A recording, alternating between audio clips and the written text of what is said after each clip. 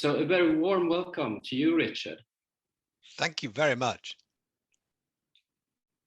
Happy to see you as always. Oh, thank you, Patrick.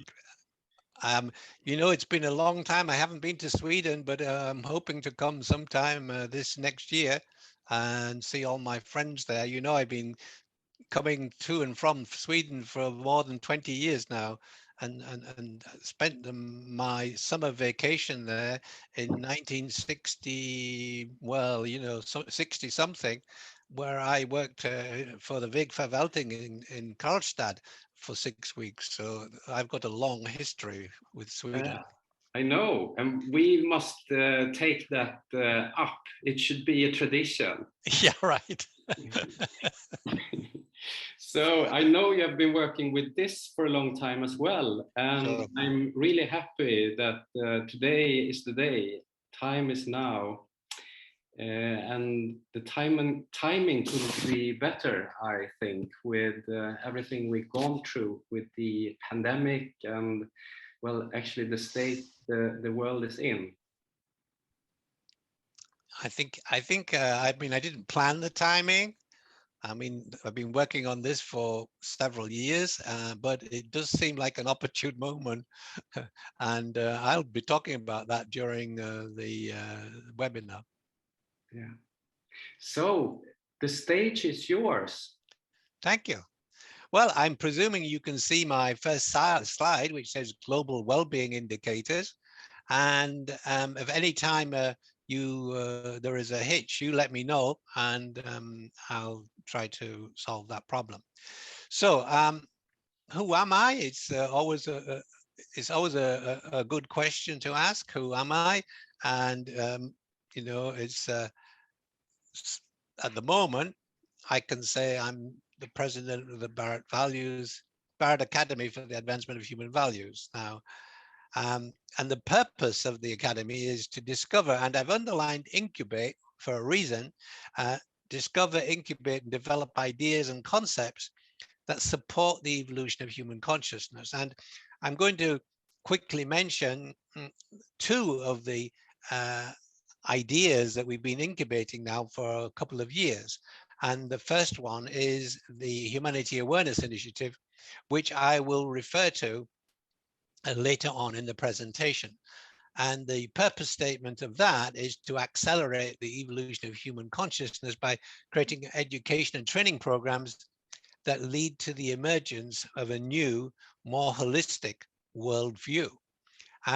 So more about that later, but today we're going to talk about this initiative, which is a joint venture with a company called Axia Origin. And there you see a picture of Pamela, who is the CEO of Axia Origin. And the reason we got together is because I had an idea and they had the power to visualize the idea. So I created this huge spreadsheet of data and they made it, they visualized it. So we're in a joint venture on this. So the Global Wellbeing Indicator is my brainchild, and Axia Origin and Pamela have tested the validity of the model, and they've also helped me to visualize the data, and you'll see what we've done on that.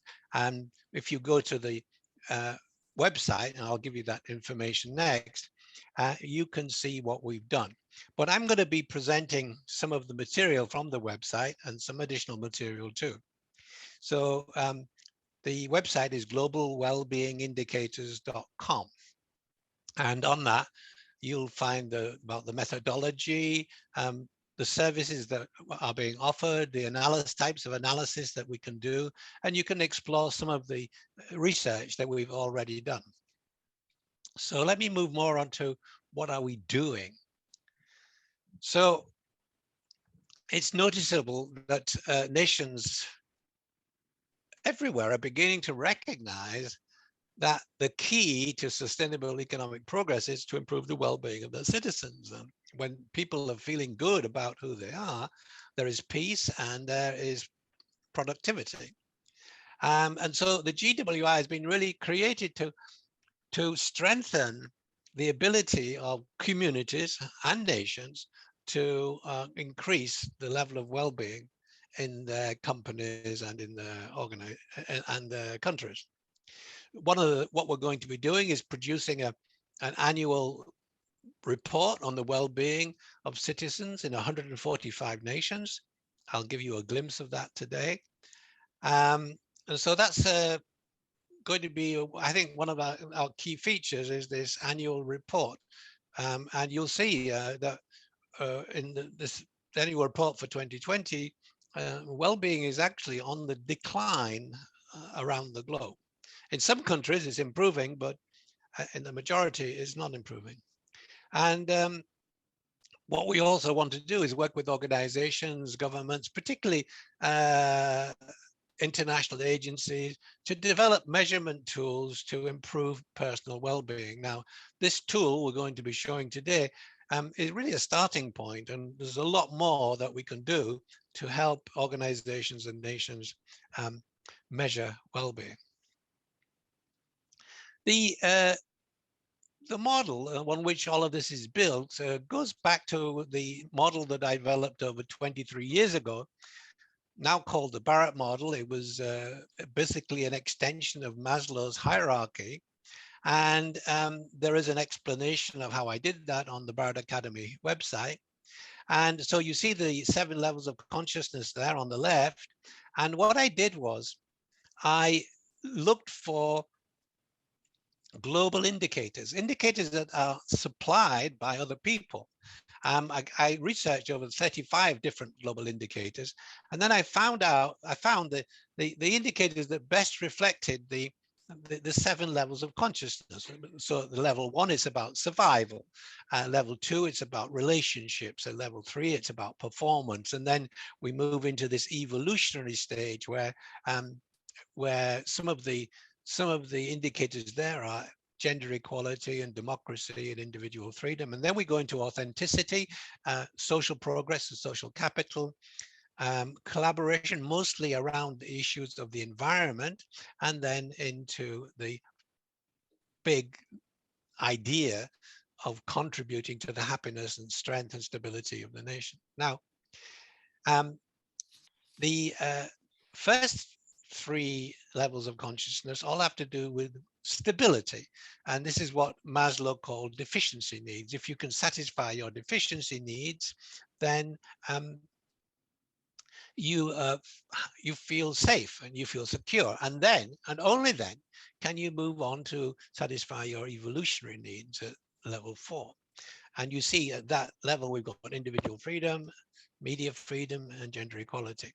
And then as we move up, we go into the growth needs. Now, this is where individuals and organizations and nations actually begin to become more productive and grow and increase the well-being of their employees and citizens. So there we have the model. We have these 17 indicators from different sources. And what I did was I found a way of normalizing the data at every level of consciousness. So let's take the viability at level 1 and or survival.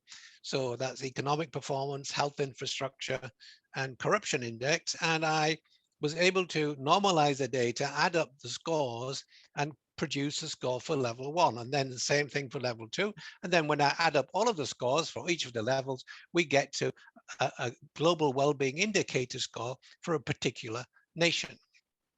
So that basically is how we did that. And so every year we look at all of these different indicators, pop the data into a spreadsheet, and automatically calculate this GWI score for nations. So what is the top view of the report card for 2020? When we look at that, we can see that since 2015, we've got data for all of these years. You see across the bottom, 15, 16, 2017, 18, 19, and 20. We see that that the global well-being score, the average score for 145 nations, is on a downward trend.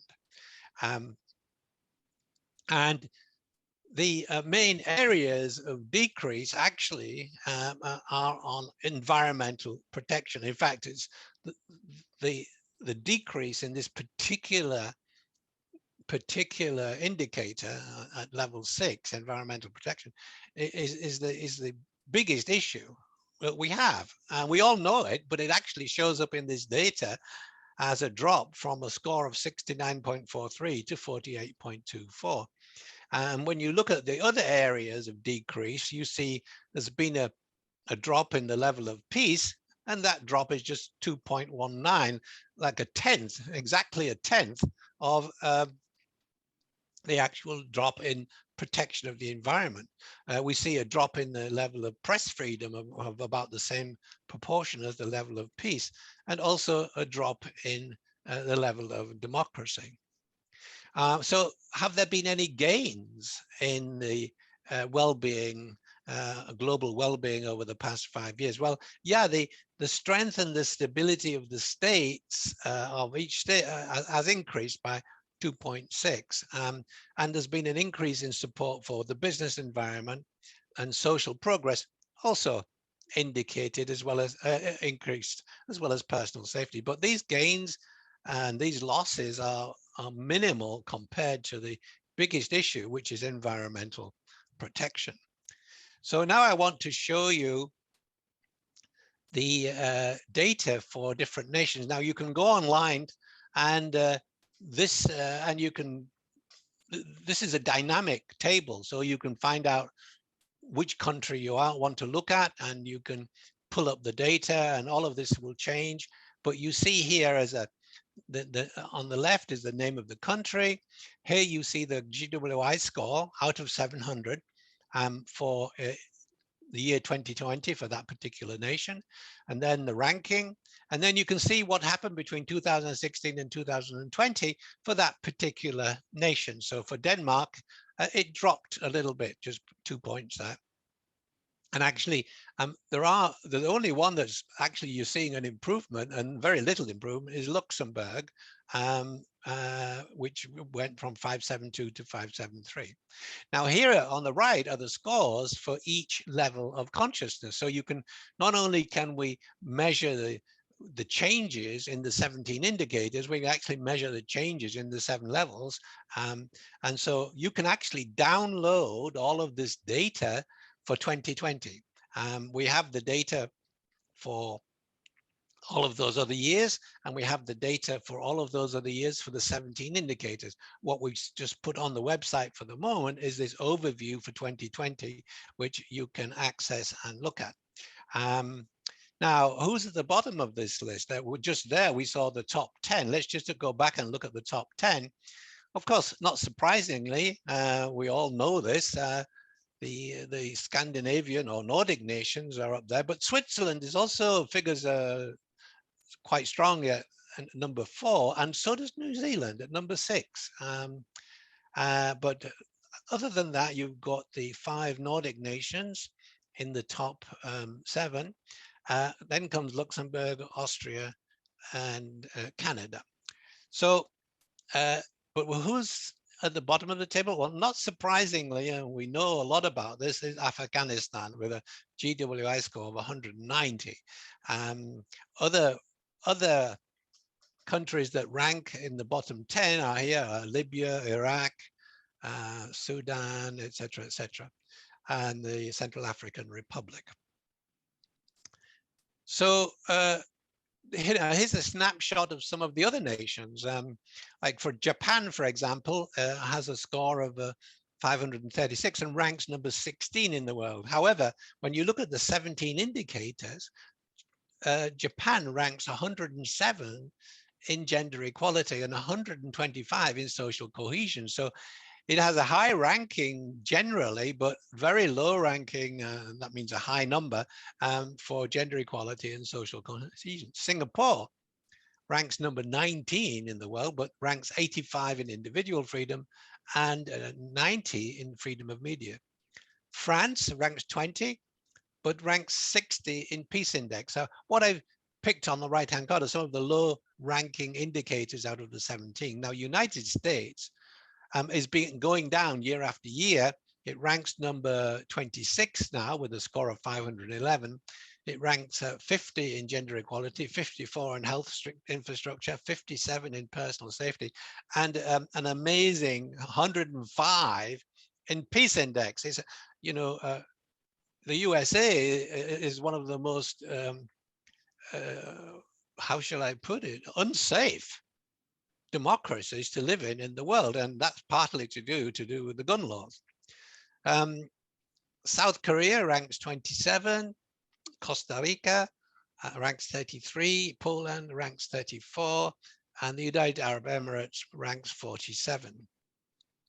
It ranks 130 in democracy and 132 out of 145 in freedom of the media. So there you have a quick snapshot of some of the scores for different nations. And this is all data from 2020. Now, let's take a look at the G20 and what's going on there. And what we see there is here are on the left are the countries in the G20 and their global well-being score. And you can see that Canada is at the top with 569 score, and India is at the bottom with 339. I mean, this is a vast difference in terms of global well-being indicators in these countries.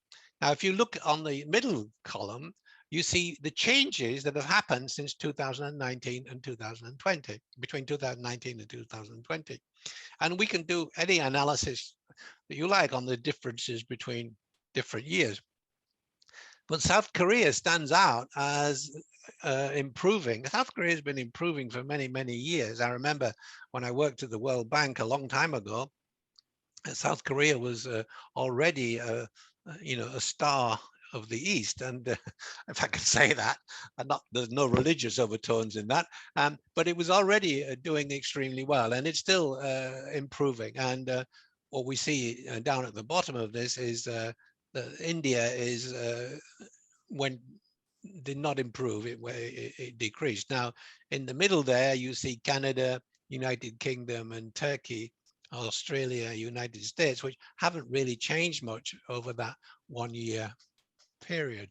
So only 3 countries showed progress, South Korea, Japan, and interestingly, South Africa, but only by 1 point.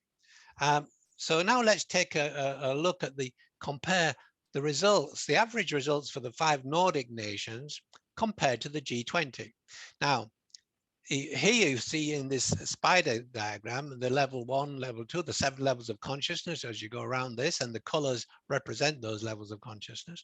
In gray, you'll see the scores for the average of the G20 nations, and in blue, you see the average for the Nordic nations, and you see everywhere that the Nordic nations score higher at all levels of well-being compared to the G20. And if you look in this middle column, you can see for each indicator how much better they are. There is this bottom line at the bottom is all about corruption, and so there is much less corruption in the Nordic nations than in the G20. And at 7.1 there is this environmental protection. So in the Nordic nations, there's much more environmental protection than there is in the G20 nations.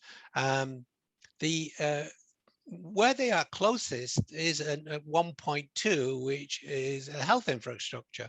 So interestingly, health infrastructure throughout the world is quite a high quality and doesn't differ too much. The big differences are the ones that I've just pointed out. Now let's take a look at well-being in the USA and the change from 2016 to 2020. As I said earlier, the USA has dropped in ranking on well-being from 22 to 26. And on the left, you see the change in the actual score, and in the middle, you see the change in ranking. So in terms of strength and stability of the state, it changed in ranking. It went down 10 points, and it went down 7.9 points in its actual score. But again, here, look, environmental protection has gone down significantly over that period in the USA.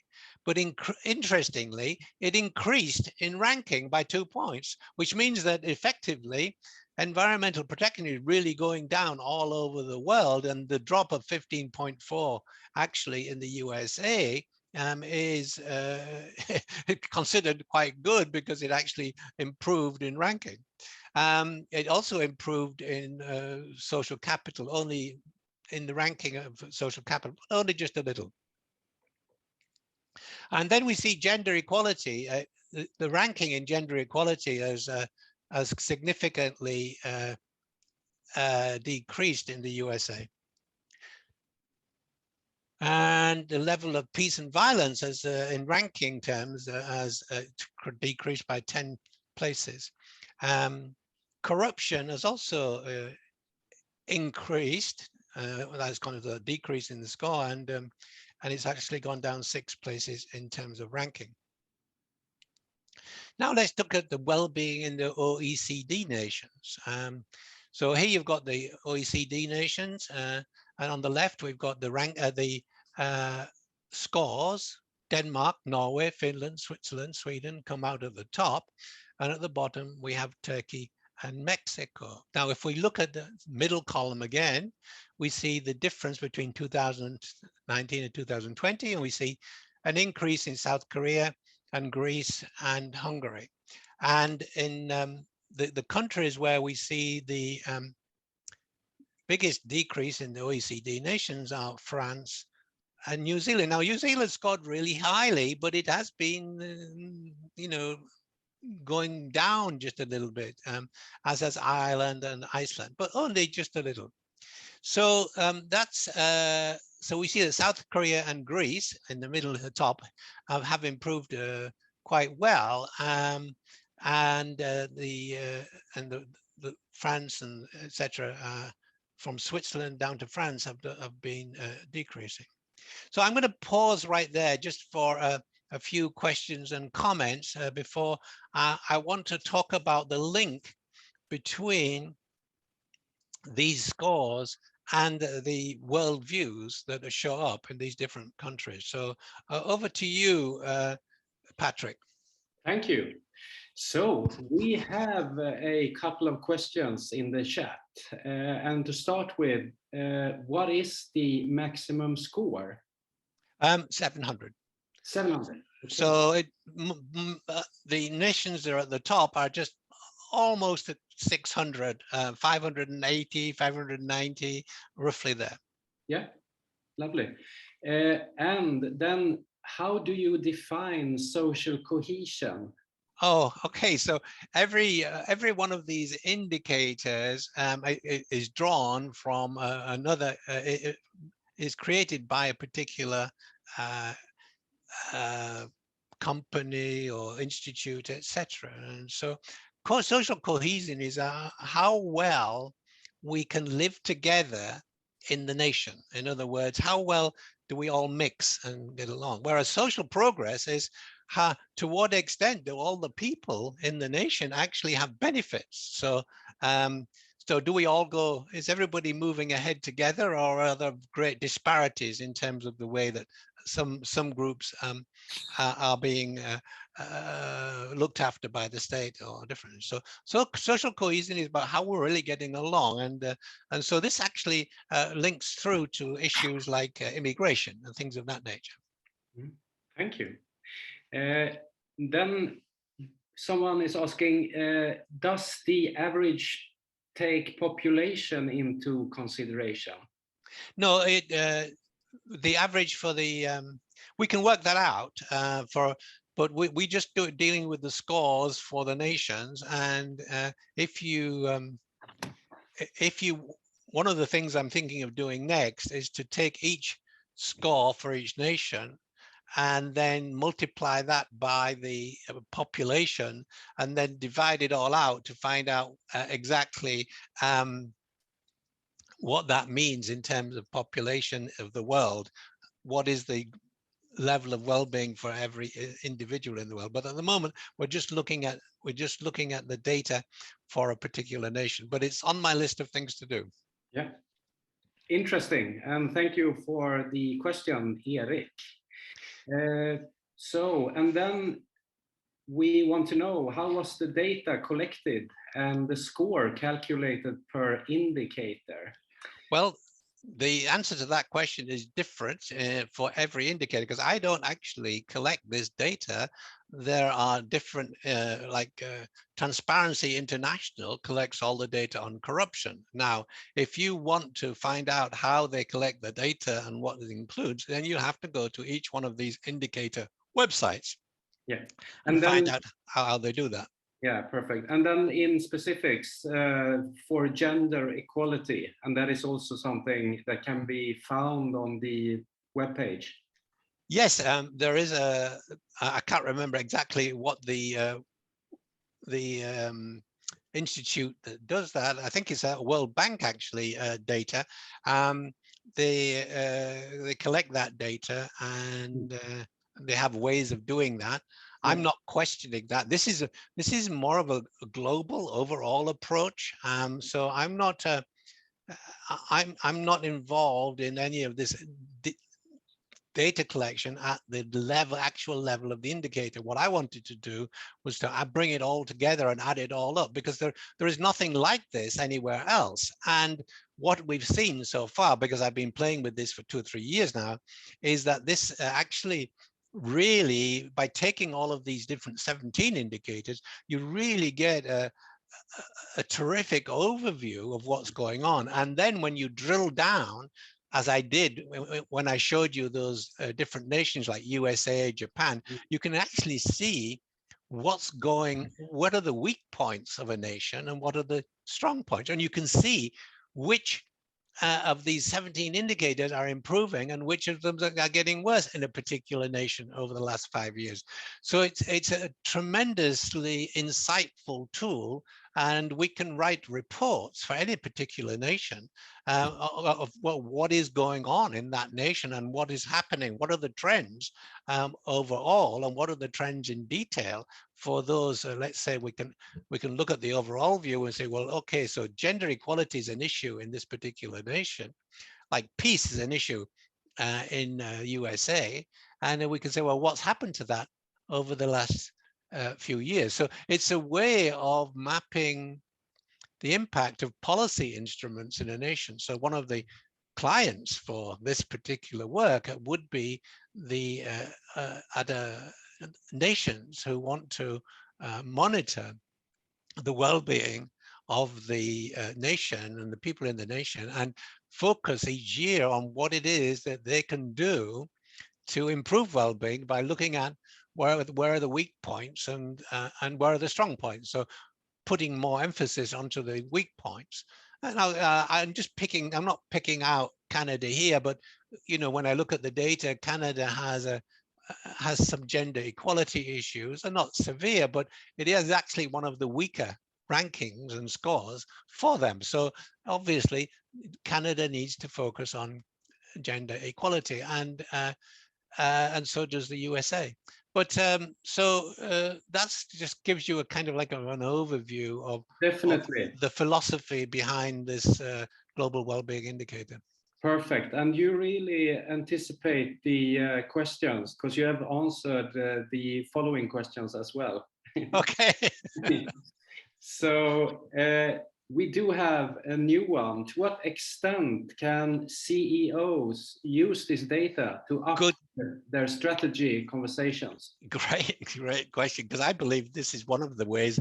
I mentioned that on the website. Is like if you've got a global organization, let's say you're a multinational organization, this could be extremely useful to you to say, well, look, we're operating in these 15 countries or these 6 countries. What's going on in those countries? What are the issues that these countries are facing in terms of well-being? And if you have a social policy in terms of improving the society in that particular country, you can direct your efforts to whatever these indicators are indicating for that country. So I think this is for large organizations, this is a very interesting tool for having an overview into how to improve the well-being of the nations in which people operate. So that was one of the first thoughts I ever had was, yeah, this is not just a tool for nations or for international agencies. It's also a tool for large corporations. Yeah, I agree. And another question on that. So the indicators could serve as a leverage point for system-wide action. Yes, it could Definitely. actually. Yeah, I mean, one of the biggest leverages that you can have in a nation is to get the nation to actually measure what's going on. And this, so this would be a starting point. So we could say, let's say there's a particular nation where this large organization operates and employs a lot of people. Well, you could say, well, you know, what's going on in that nation and what are they doing to measure well-being? Now, there will be indicators of well-being at a lower level than the ones I've just indicated. And this is one of the things that through the GWI we can help nations to do, is to build their own dashboard of well-being indicators at an even more local and community level. This is at a national level. So we can then drill down and help a nation to do a more detailed community well-being measurement system. Yes, exciting. And an anecdote, you have been doing this for quite some time, and I remember you did an analysis of Iceland some years ago. That was slightly different, but go ahead. True.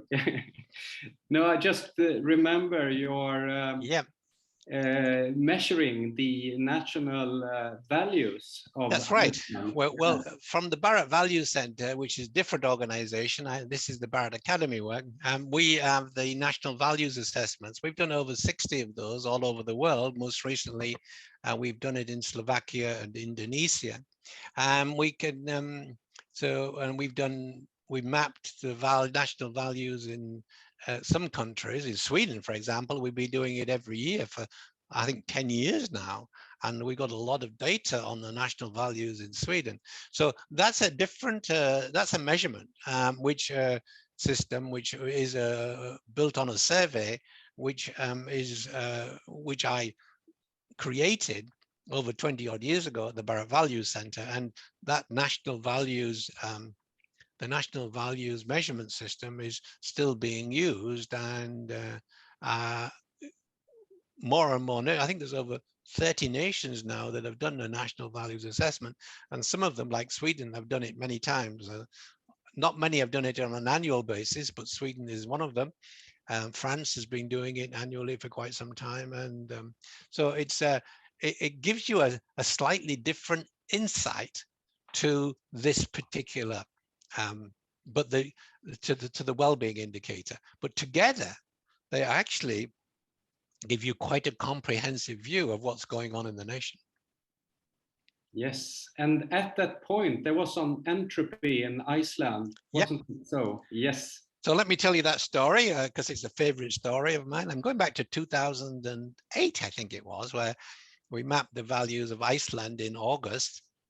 And there is something called cultural entropy. It's the degree of dysfunction in the nation. And we're able to measure that, not only in nations, we mostly do that in organizations, but we're able to do it in nations too.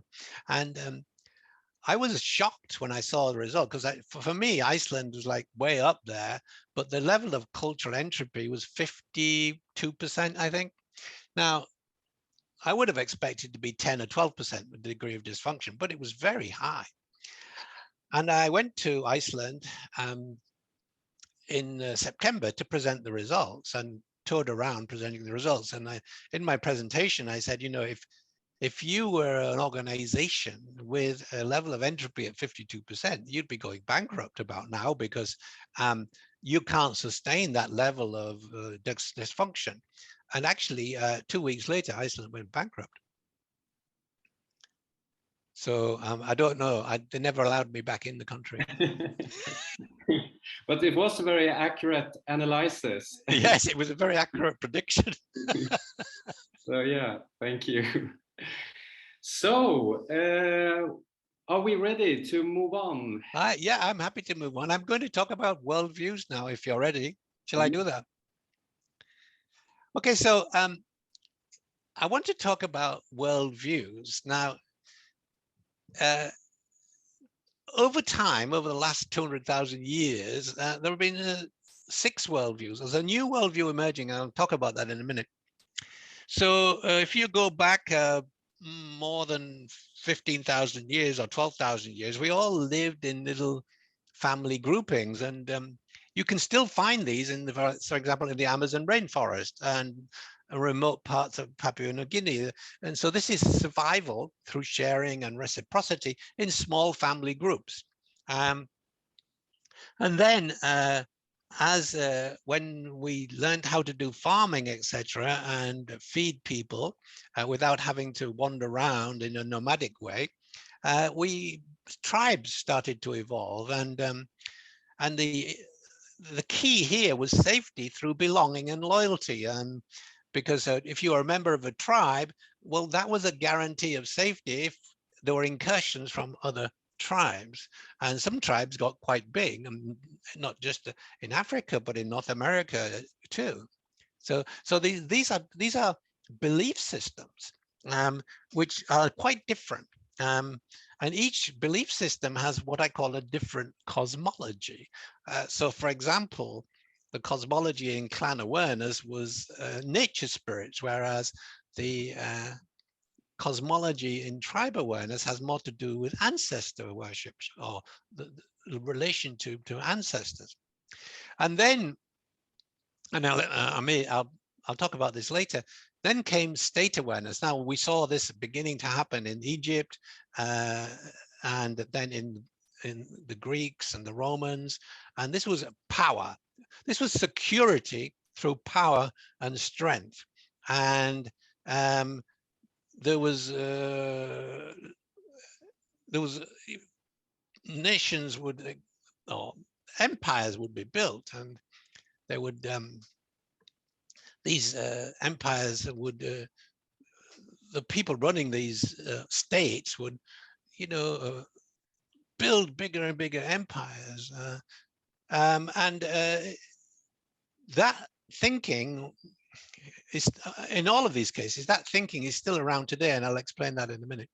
And then we moved from there into what we call nation awareness, where nation awareness brought a lot more stability. It brought stability and security through authority and education, whereas in state awareness, it was all about power and strength, and the strongest one. And then we moved out of nation awareness around, which began to appear in the 5th century when Christianity took a strong hold, and then later when the Muslim tradition took a stronghold. So the cosmology changed from a state awareness, which in those days was like worshipping a multiplicity of gods, to nation awareness, where we had monotheistic religions, which played a big part in the affairs of the nations. And then we moved from there in this beginning of the 1600s and 1700s into wealth awareness, where security now was about status and influence, and the power of religion. We created a secular world and in wealth awareness. And then more lately, in the past 200 years, we've been moving into people awareness, and this is freedom through equality and accountability. And this is what shows up in the Nordic nations.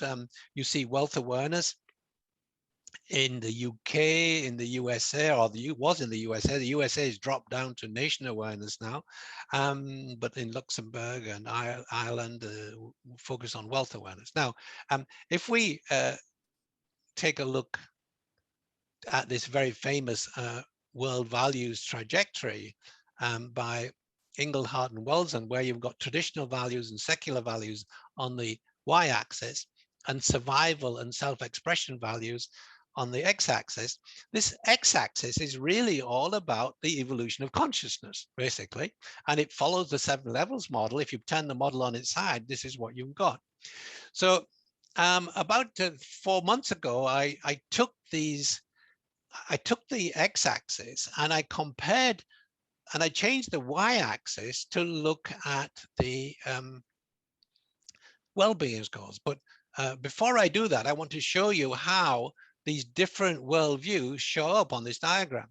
So the countries which are mostly focused in people awareness are up in this top right-hand corner.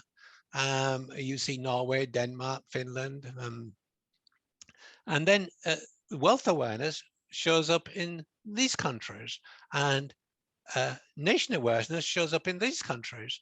And then you've got 3 levels of state awareness, which really are reflected in the degree of tribalism in influencing the state affairs.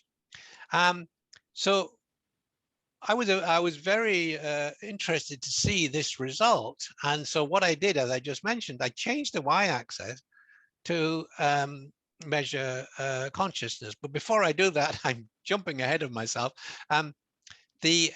What is it that causes this movement from bottom left to top right is democracy and personal growth. And that's where we're heading with the next level, the new worldview, which is emerging, which is called humanity awareness. So now here on is the x-axis are these same x-axis as in the previous slide, survival versus self-expression value, the same values. And I substituted here on the left axis the global well-being indicator score. And what came out was very, very interesting. What you see is, what this map shows is the evolution of consciousness and how consciousness expands significantly. If you look at from about halfway down on this bottom line in the x-axis, what you see is a quick increase in consciousness, the x-axis, for quite small increases in well-being. So as you increase the well-being, you get a significant increase in consciousness. So these green dots here are the Nordic nations, New Zealand and Switzerland. And then you've got Austria, United Kingdom, Luxembourg, etc. And then you've got the blue nations in nation awareness, include France and United States. United States used to be up in wealth awareness. It's gone down to nation awareness. And so I was, and these over here in orange are all flawed democracies, whereas up here, you got full democracy. So this blew my mind when I saw the results from this particular analysis. And it convinced me that if we can increase the consciousness, this bottom axis, we will get an increase in well-being. Or if you increase the well-being in this y-axis, particularly up here, what you eventually get is an increase in consciousness. And that's because as you increase the y-axis, you move from deficiency needs into growth needs. Or so as we cater for people's deficiency needs, we give them a higher standard of living, etc. What happens is they move into these higher levels of consciousness. And this is, I'll explain this in a moment, but this is the basis for the idea for Humanity Awareness Initiative. So let's have a quick look at, so here are the GWI scores for people awareness, wealth awareness, etc. So as I said, it's out of 700. And we don't have any nations up in this 610 range. But we do have these, all of these others. We've got the nations, which I just showed you, and I can now show you a world map. And all of this is on the website. And so you can see the green nations here, and in New Zealand, there's the people awareness. Then we've got the wealth awareness, which is Canada, UK, Germany, and then we've got the next blue nations, which are nation awareness, with Canada's, USA has dropped down. We do France, Italy, Spain, etc., and Japan. And then we've got various levels of state awareness, with the lowest level of state awareness basically in sub-Saharan Africa.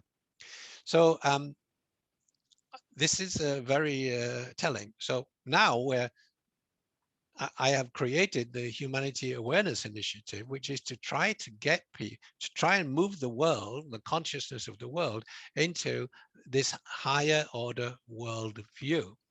And this worldview is emerging amongst people, but it's not being strong enough to emerge fully inside nations. I expect the nations operating in people awareness to be the first to move to humanity awareness when there are individuals already operating at humanity awareness. And what's interesting about this is the survival of our species depends on that. So in people awareness, we're still focused on the nation, but to solve the problems of the world, we have to have this transnational worldview, and that's what humanity awareness is about.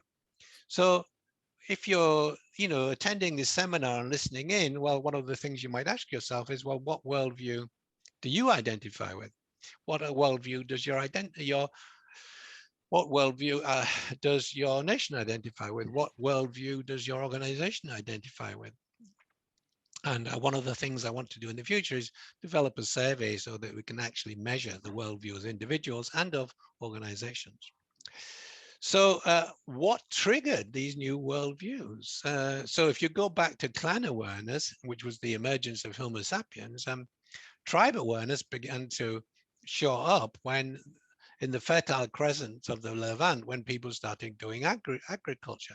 Something very interesting that happened about 5,000 years ago, climate change, was because the whole of the Sahara Desert and all of the Saudi Arabia, et cetera, they were fertile regions, and it was the retreat of the glaciers that changed the weather conditions, and they became deserts. Now, the people who were living in those areas were operating out of tribe awareness, but now they could no longer live, and so they had to move to the other areas where they could satisfy their needs, but there were already people there. And this then began to create this fights and wars and induced state awareness, which actually unleashed the male ego. And from that point on, the male ego has been dominant, and women in state awareness are treated as property. And then it gradually got a bit better in nation awareness with the introduction of monotheistic religions. The plight of women improved a little, but not that much. And then wealth awareness, which was where we shifted from monotheistic religions as the principal cosmology into science, women now tended to become sex objects. And it wasn't until we get to people awareness and the shift to having women's voting rights in the late 19th and early 20th century, we begin to see equality showing up in nations, and we begin to see democracy evolving. And what we need to do now is to move to humanity awareness. We need a transnational worldview to deal with the problems, a global problem. We can't solve these problems from the national level. We have to cooperate and collaborate. I wrote a book called The Evolutionary Human, where I talked about the 3 algorithms of evolutionary intelligence. And the first algorithm is be strong and conquer. If you're threatened, conquer those people. This really refers to state awareness. And then came along bonding. If you've got a common threat with other people, you bond together and you form a group. And this is what happens in nations. And then if you have a common threat, if a particular nation or other nations have a common threat, then you cooperate with each other to create a higher order entity, which happened during World War II, which happened in the United States when they fought the British in the 18th century, I believe it was. I can't remember, my history is not that good. And then and the United Nations is also the United Nations actually began in 1942 when the Allies got together and actually created something called United Nations. The actual United Nations didn't manifest until 1945, but the name United Nations was actually being used in 1942. So that's an example of that third algorithm of evolutionary intelligence, which is cooperate with other like-minded groups to create, to fight threats.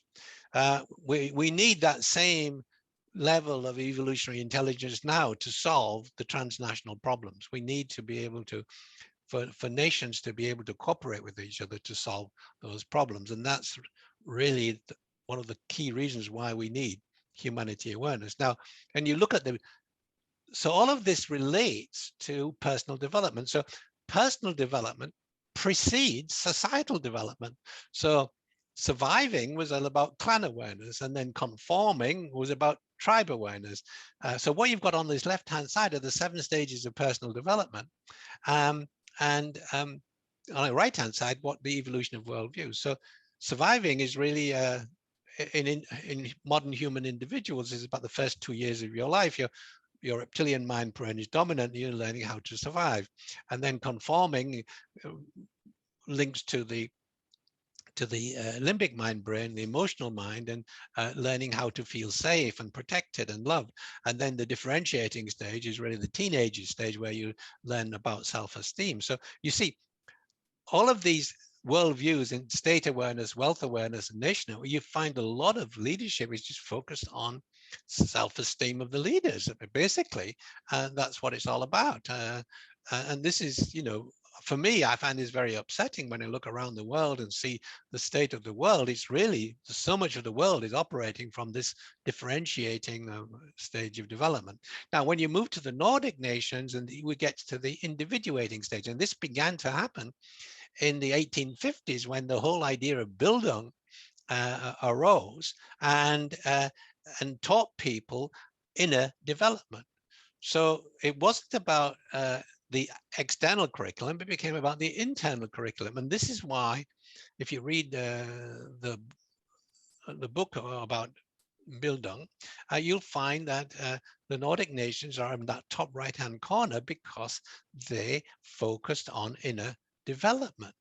And that's my whole idea now, is to create a humanity awareness project which focuses on the inner curriculum, and I'll explain how to find out about that. But that corresponds to the self-actualizing stage of development that Maslow talked about. So if you want to find out more about how to create humanity awareness in your country or in your own life, well, you can go to the Humanity Awareness Initiative website.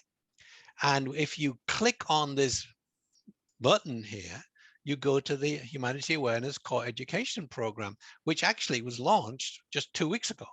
And in there, you'll find 11 courses that you can take. And you can deliver inside organizations or inside communities or inside not-for-profit organizations, or you can take personally. Each program, self-learning, or it could be blended learning, is about between 5 and 10 hours of work, and it lays out a whole program exactly as they did in Bildung in the Nordic nations, but it's taking people from the 4th level of consciousness, which was what Bildung was focused on, is taking people to the 5th level of consciousness, the self-actualizing stage.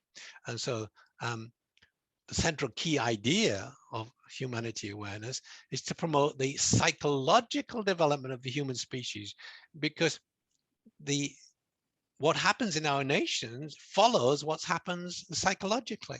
And so that's what it's all about. And so what we're trying to do is lift every nation to this stage of development by creating education and training programs. Now, you'll say, well, what about the nations operating in state awareness and nation awareness and wealth awareness? How do you get there? Well, you get them up into there by focusing on the children, focusing on the education. And so this whole idea of the Humanity Awareness Program focuses on some key topics, and the core principles are living a conscious life, living a values-driven life, and living a purposeful life. Now, if you can teach people to do that, you will evolve consciousness rapidly. And you can evolve consciousness rapidly through children, through teenagers, through young adults, through mature adults, through organizations, through political means. So all of those are different audiences for the Humanity Awareness Initiative. So living a conscious life means being able to distinguish your thoughts and opinions and values from the group you identify with. So it's like individuating. We discover who we really are and we become responsible for our lives. We don't follow everybody. When you look at, for example, what's going on in America, or what was going on in America, Donald Trump was living in these lower levels. He's operating from state awareness, maybe, and a little bit of nation awareness. And he was being followed by those same people who are not actually living a conscious life, nor are they living a values-driven life or a purposeful life. I'm sorry to say that. I don't want to upset anybody, but that's how I see it. And then we moved to living a values life. And I've been operating on this area when I started bringing values into organizations over 25 years ago. So mostly in the first 3 stages of development, up to the age of about 20, we use our instincts and our subconscious beliefs and then our conscious beliefs to make decisions. And what happens at the individuating stage is we shift from belief-based decision-making to values-based decision-making. And this is a very huge shift that happens at the individuating stage of development. And then living a purposeful life. There's a lot of talk about this, but actually each stage of development has its own purpose. So the baby has a purpose, and the purpose of the baby is to survive, to get its needs met, to survive. And the purpose of the child, the young child up to the age of 8, is to feel loved and protected. So it will try and conform to whatever environment that it lives in. And then the purpose of the teenager is to get respect and recognition, and it will do anything to get respect and recognition. And then the individuating stage, in the between like mid-20s to late 30s, the purpose is to find freedom to explore who you really are. Now, frankly, most of the world hasn't got to that level. Most of the world is living in the first 3 levels of consciousness. So we need to shift people into the individuating stages. That's what you did in the Nordic nations over the past 100 years. And then you shift from there, from finding freedom. Once you've got freedom, now you can explore your passion and your purpose, your soul purpose, if you like, and live a meaningful life by following these deeper levels of motivations. And all of that is in this program. Here is the core education program for the Humanity Awareness Initiative. There are 11 e-learning courses. The program starts by familiarization with the concept by going to the website. And then there's an overview of what HAI means. And then we look at the stages of personal development, levels of personal consciousness, evolution of decision-making, living in soul awareness, living a conscious life, a value-driven life, a purposeful life. And then that's all the inner curriculum, if you like. And then comes the external curriculum, well, understanding how all of this affects your mental well-being, so how you can be different in the world, and how it affects societal well-being, so how you can create a stronger society, and understanding organizational well-being. So this program, each one of these courses is roughly about 5 to 10 hours. It can be delivered in a self-paced learning. It can be delivered in a blended learning format. And if you're doing it in a blended learning format, it usually takes about 9 to 10 months to complete this course with a facilitator. So that's what the Humanity Awareness is about. And if you do this course, you can have this little badge at the bottom of your email, a certified organization for humanity awareness. So now, if you go to the Humanity Awareness website, you'll find all of these handbooks. So we have handbooks for parents, for school teachers, for teenagers. How do you live humanity awareness as a young adult? How do you live humanity awareness as a change agent? How do you live humanity awareness as a leadership trainer? How do you live humanity awareness as a political leader, as a business leader? All of these are free and downloadable from the website and from the Learning Center. This is what these books look like. And here are the different audiences, major audiences for Humanity Awareness Initiative. So this is a global program that's going to go on for the next 10 to 50 years. I mean, this isn't like a 2-year project. This is a major shift to create a new worldview. And organizations can play a central role in this by creating well-being, improving the personal well-being of their employees through this program that I've just shown you, by then working in their communities to increase the well-being of their communities, bringing these concepts to the community. By bringing these concepts, the larger organizations can bring these concepts into national well-being, which also affects global well-being. So organizations have a key role to play in creating this new world view. In my opinion, they can lead the way, but we will also need our education programs to change significantly to teach kids how to live a values-driven life, how to self-express. Basically, it's about self-expression, connection, and contribution. How to teach young people to do that. And we will have a rapid shift in our global well-being. And I'm talking about decades and generations, but this has been going on for thousands of years. And what we want to do is accelerate that. And it really leads to a new leadership paradigm. I wrote about this 10 years ago, a shift in becoming the best in the world to the best for the world. Now, business, as we now really understand it, and I explained this 10 years ago, is a wholly owned subsidiary of society. And society is a wholly owned subsidiary of the environment. So, if society crashes, business will crash. And that just happened with COVID. It's exactly what happened. Our societies crashed because of health reasons, and business crashed all over the world.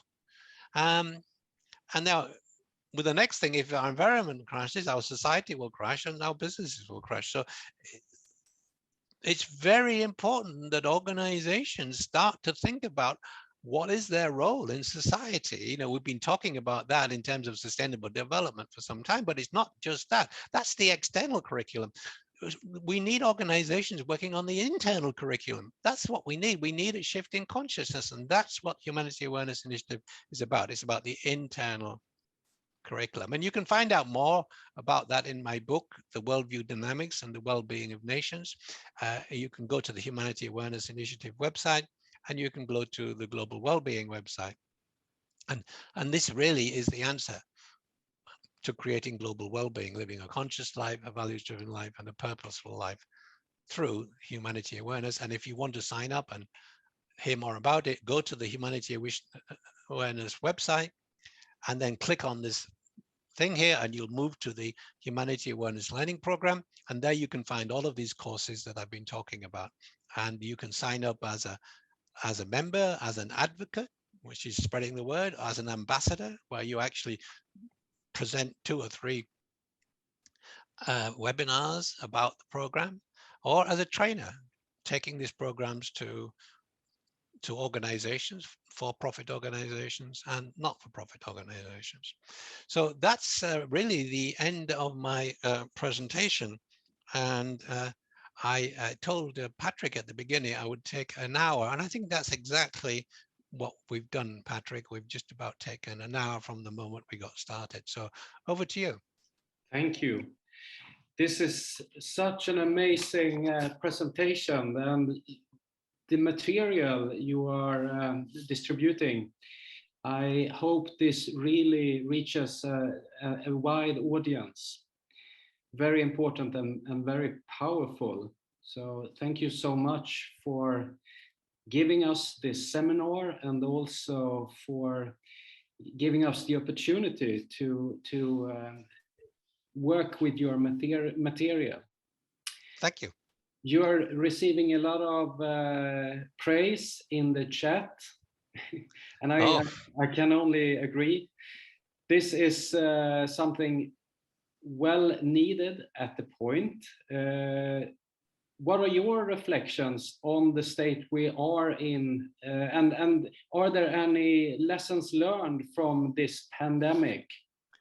Well, right at the very beginning, we talked about this being a timely initiative, and I actually began thinking about the Humanity Awareness Initiative in 2016. In 2017, I pulled together 12 people from all over the world, and I said, what would the world look like if we were looking from this, if we were implementing these ideas?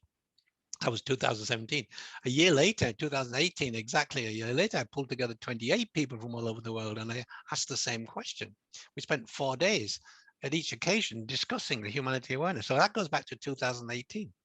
And I've been working on this ever since, and particularly strongly in the last, after I finished the book, which I just showed you, Global Wellbeing of Nations.